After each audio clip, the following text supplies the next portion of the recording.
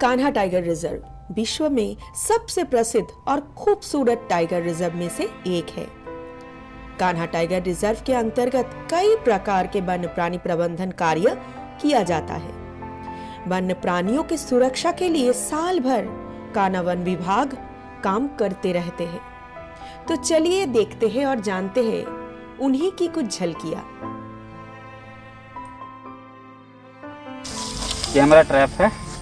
Camera trap में हम लोगों को पहले एक गार्डनाकार होता है, उसमें इसका काम किया जाता है। तो इसके लिए पगडंडी हो गया, रोड हो गया, इसमें इसको एक ऊंचाई पे घुटने से लगभग थोड़ा सा ऊपर इसको बांध दिया जाता है। और जो भी यहाँ साइटिंग मूवमेंट होता है उसका ये कैप्चर करके इसमें फोटो होता है। और इसमें एक चिप लगा हुआ है। चिप के माध्यम से हम कंप्यूटर में जा करके और चेक कर लेते हैं वन्य प्राणी के बारे में, कौन सा वन्य प्राणी आया, छोटे से बड़े सभी को लेकर के।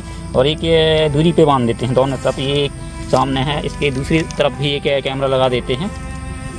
तो ये टाइगर गणनाकार हो जाता है, मतलब जो भी वन्य प्राणी गणनाकार में है। और एक और होता है हमारे यहाँ वन्य प्राणियों का वो होता है अवैध, मतलब क्या कहते हैं अपना गारा शिकार होता है, मतलब उसमें भी हम उसके लिए सुरक्षा की दृष्टि से बांधा जाता है। और जितने गारे प्रकरण होते हैं पालतू मवेशियों का, वन्य प्राणी के द्वारा किसी का किल हो जाता है, तो उसमें हमारे वन्य प्राणी के पुख्ता प्रमाण हेतु गारा के आसपास उचित दूरी पे इसको कैमरा ट्रैप की कार्रवाई करते हैं। इस टाइप से ये पगडंडी हुआ, रोड हुआ।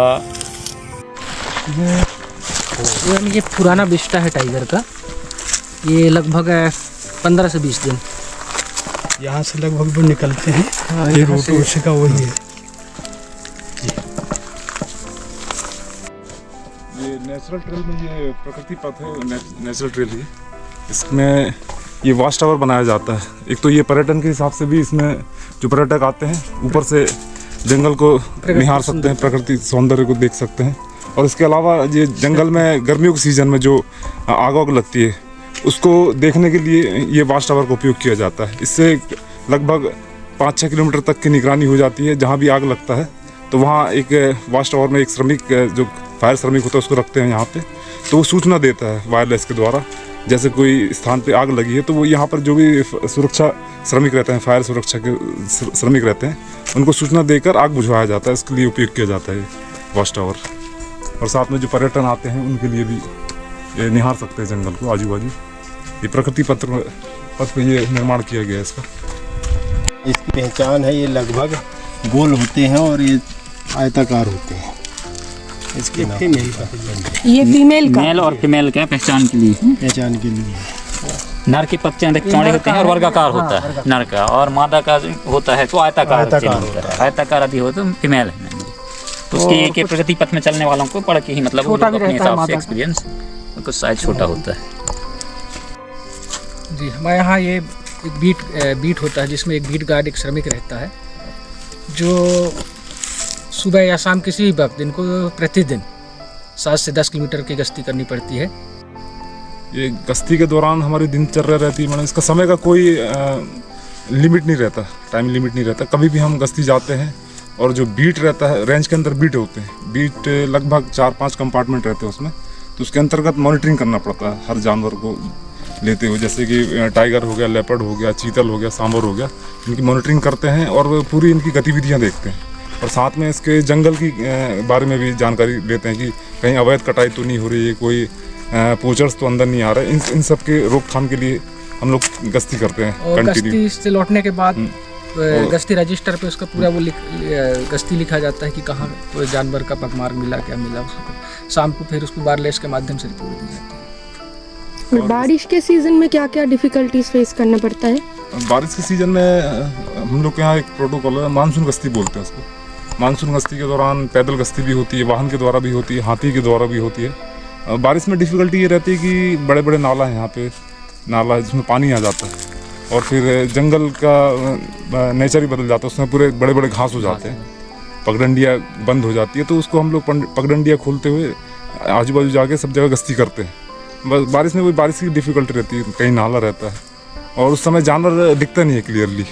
तो जब मैदान में दिखते हैं जानवर तो वहाँ से मॉनिटरिंग की जाती है उन लोग जानवरों की। और गश्ती के दौरान ऐसे कभी कभी हादसे भी हो जाते हैं कुछ भी, जैसे कई किस्से हैं, टाइगर दिख जाता है हम लोगों के सामने तो टाइगर से बचने के लिए उनसे दूरी मेंटेन करके रखनी पड़ती है, यानी उसको ये ना लगे कि हम उनके लिए खतरा है।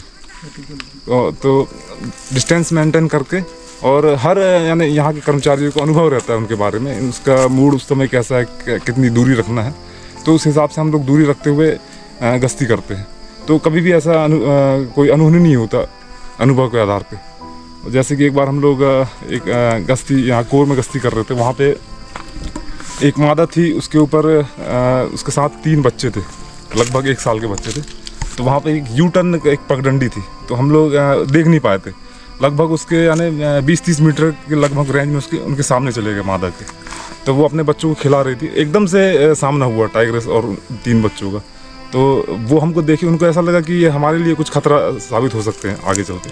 तो वो तीनों बच्चे और उनकी माँ हम लोग के पास एकदम बहुत तेज़ी से आई अटैक करने के लिए, मगर हम लोग उस समय थोड़ी सी हिम्मत रखते हुए खड़े रहे, कोई मूवमेंट नहीं किए, हम लोग भागे भी नहीं वहाँ से।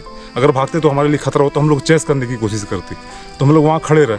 उन लोग लगभग 10 मीटर के लगभग तक हमारे पास तक पहुँचे और एकदम से फिसलते हुए हमारे पास आए, मगर हम लोग का कोई मूवमेंट नहीं था, और हम लोग सिर्फ आवाज़ लगाया, बहुत तगड़ी आवाज़ लगाया उसको भगाने के लिए। तो आवाज़ के ज़रिए वो थोड़ी सी डिस्ट्रैक्ट हुई वहाँ पे, तो बच्चे और माँ सीधे किनारे से निकल गए, हम लोग को आक्रमण नहीं कर पाए हम लोग। तो ये सब चीज़ हम लोग को करना पड़ता है अनुभव के आधार पर। अगर हम लोग भागते हैं तो वो हमारे लिए खतरा हो जाते हैं, हमारे ऊपर हमला कर सकती थी वो। तो हम लोग उस समय थोड़ा सा अपना हिम्मत धैर्य रखते हुए टाइगर से बचे। तो इस टाइप का अनुभव रहता है कभी कभी गश्ती के दौरान वन्य प्राणियों से। खतरा तो नहीं है, मगर हमारे अनुभव के अनुसार हम उस खतरे को भांपते हुए खुद का बचाव कर लेते हैं।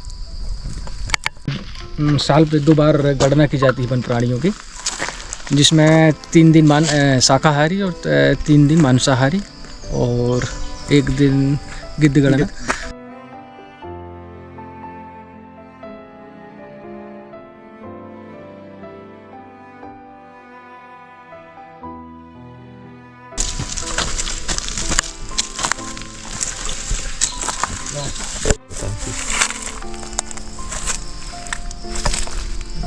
ये टर्माइट है,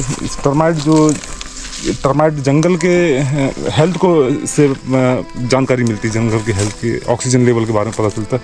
टर्माइट की हाइट अगर 6 से 7 फीट तक है हमारे कान्हा के अंदर, तो इससे पता चलता है कि कान्हा का स्वास्थ्य कैसा, कान्हा जंगल का स्वास्थ्य कैसा है। ऑक्सीजन लेवल बहुत अच्छा है यहाँ पर, यानी वातानुकूलित है यहाँ पे सब जगह जंगल यहाँ पे। तो टर्माइट लगभग हमारे यहाँ 6 से 7 मीटर तक का पाया गया है अभी तक।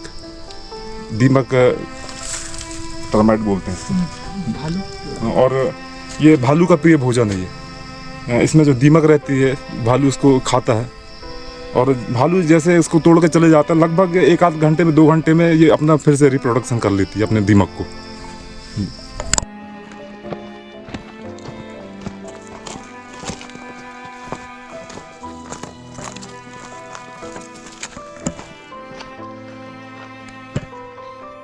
बीट खटिया है, और ये लगा है जो कोर क्षेत्र से ही लगा हुआ है ये।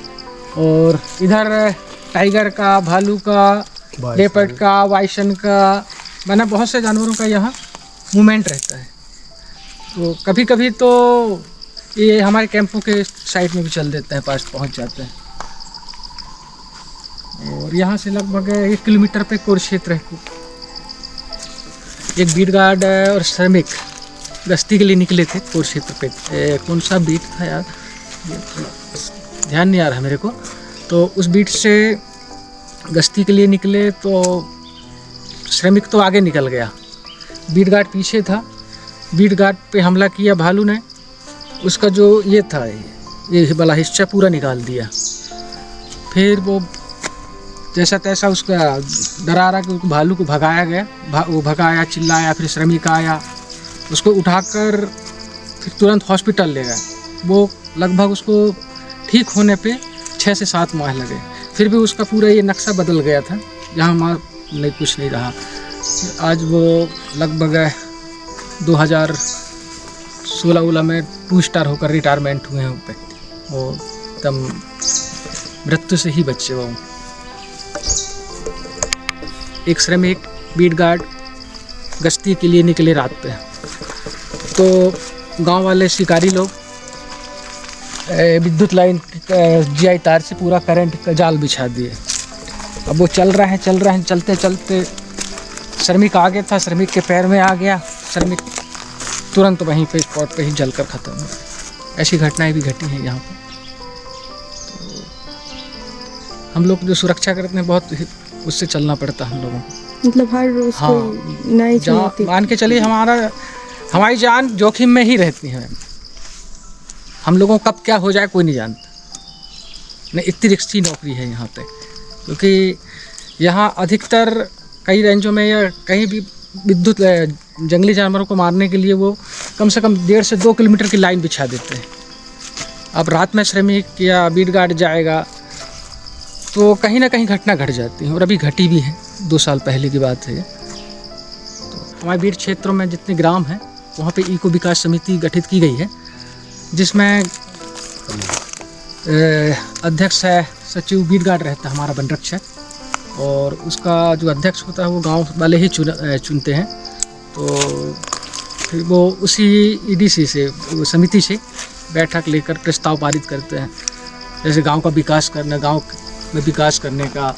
तो जो पैटर्न जोन से जो पैसे आते हैं कितने 30% वो इको विकास समिति में ही कितनी समितियाँ हैं 150 करीब, लगभग 150 समितियाँ हैं, जिसमें वो 30% पैसे। और मंथली में हर बार मतलब ईडीसी के माध्यम से बैठक करके हर प्रकार के जागरूकता अभियान लोगों के सामने आपसी मतलब तालमेल सामंजस्य खेल कूद के माध्यम से, और हर महीने में बैठक करके और जागरूकता बनाते हैं कि अवैध कटाई ना करें, किसी प्रकार की अवैध शिकार के संबंध में जानकारियाँ इस टाइप से हम लोग ने उनको बीच बीच में समझा देते हैं। कुछ गाँव वाले भी हमारी लिए सहयोग करते हैं, है ना। इस टाइप से सहभागिता से मतलब है जंगल का भी विकास होता है, हमारे साथ साथ उनका भी मतलब वो कुछ विकास के कार्य करते हैं, कुछ जंगल की सुरक्षा के संबंध में चर्चा करते हैं।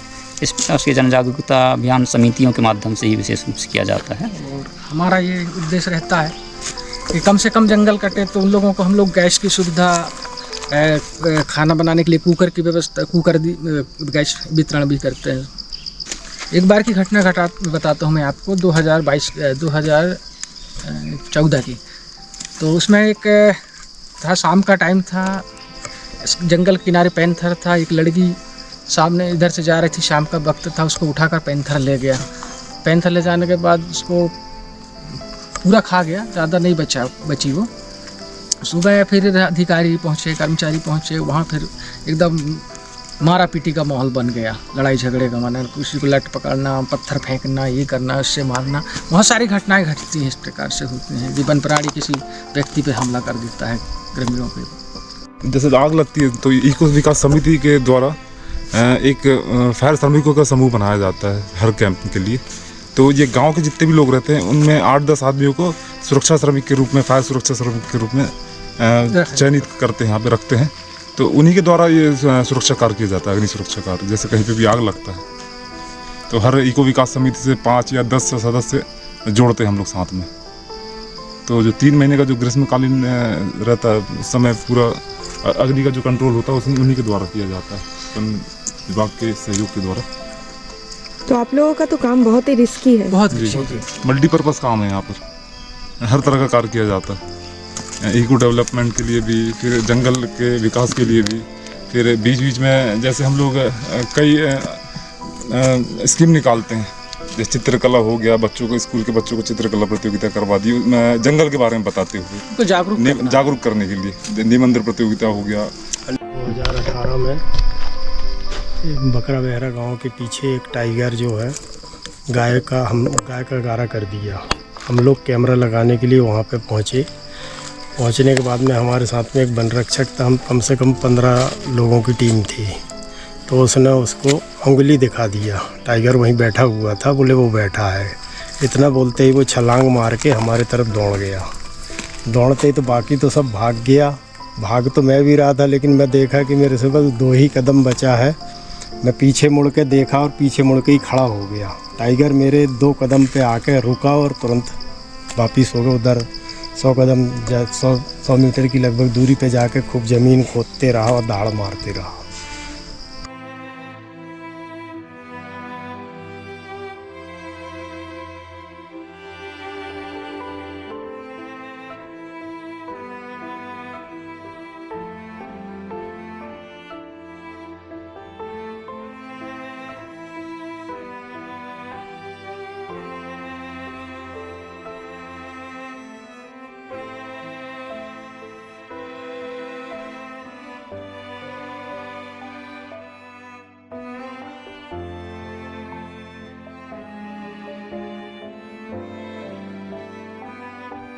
पहले तो कोई जीव जंतु जैसे हम जो में पानी रहते हैं। जांच करते हैं, चेक करते हैं, तो इसमें क्या होता है कि पता चल जाता है कि इसमें जहर है कि नहीं। ये छोटी छोटी मक्खियाँ, कीड़े वगैरह जो खत्म हो जाते हैं तो समझ में आता है कि इस पानी में जहर है, या मछलियाँ, इससे पता चल जाता है कि पानी में जहर है।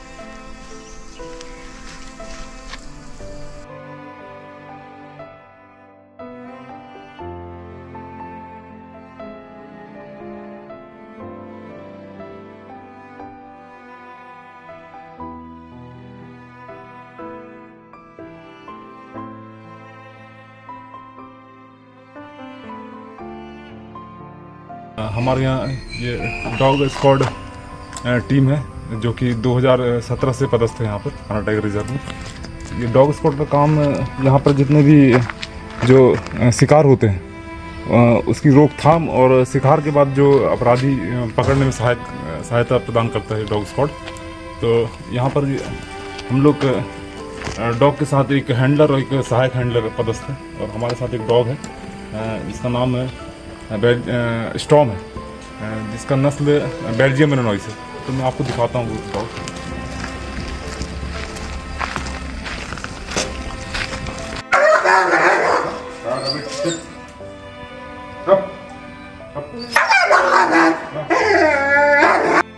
ये टाइगर बोन है, टाइगर की हड्डी है, पैर की हड्डी। तो इससे हम लोग प्रैक्टिस करवाते हैं डॉग का। इसको डेली एक रूटीन बना के रखे हैं हम लोग सुबह के समय। एक आदमी इसको छुपा के जाएगा, अपने एक पद चिन्ह बना देगा, घटना स्थल जैसे वो करेगा, स्पॉट बनाएगा, और लगभग 500 मीटर के लगभग इसको छुपा के आएगा। फिर उसके पीछे डॉग को छोड़ेंगे, स्मेल देंगे स्पॉट का, तो स्मेल के थ्रू वो जाएगा, सूंघते हुए जाएगा, हड्डी के पास पहुँचे, हड्डी को उठा के लाएगा। अभी डॉग कुछ देख नहीं रहा, अंदर सिर्फ अपनी गंध के माध्यम से वो ये हड्डी को ढूंढ के लाएगा। सही बनाएगा।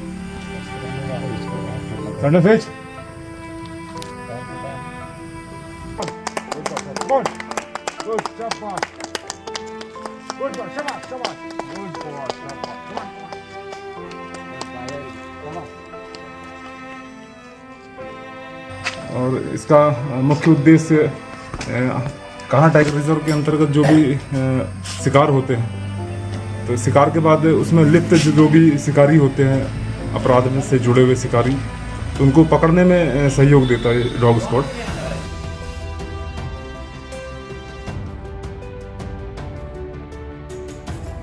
वन है तो सब है, वन नहीं तो कुछ नहीं। वन के और वन्य प्राणियों के रक्षा करने वाले इन ग्रीन सोल्जर्स को मेरा सलाम।